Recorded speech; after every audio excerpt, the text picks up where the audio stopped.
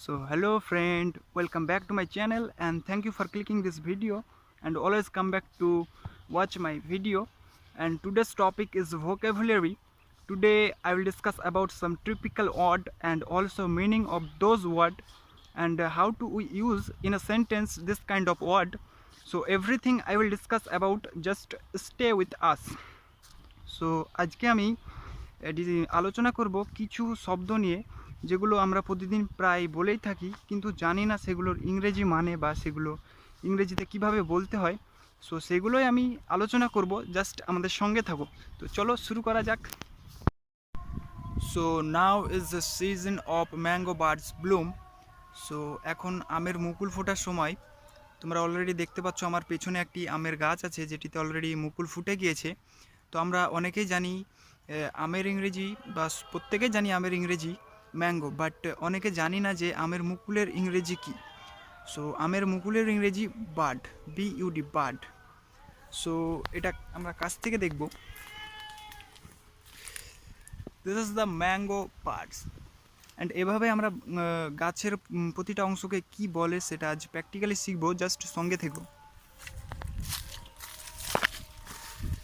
Say here we are coming and এই যে ডালের এইগুলো যেগুলো গাছের ডাল বলে থাকি বা শাখা প্রশাখা, সেগুলোকে ইংরেজিতে বলি আমরা ব্রাঞ্চ।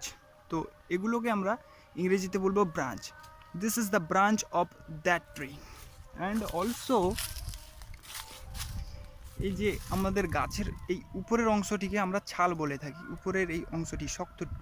তো গাছের ছালকে আমরা বলতে পারি ইংরেজিতে bark, BARK, bark. And also here to there, এখান থেকে একবারে মাটির নিচে পর্যন্ত যে অংশটি থাকে সেটাকে আমরা বলে থাকি গাছের কাণ্ড। তো গাছের কাণ্ডকে আমরা ইংরেজিতে বলে থাকি trunk. It is the trunk of this tree.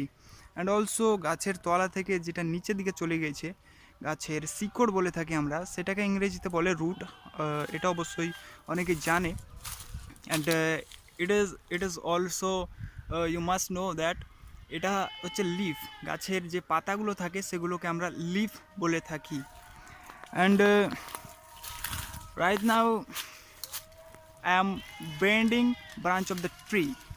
এটার মানে আমি গাছের ডালটি নোয়ালাম। তো নোয়ানোর ইংরেজি বেন্ডিং, বেন্ড।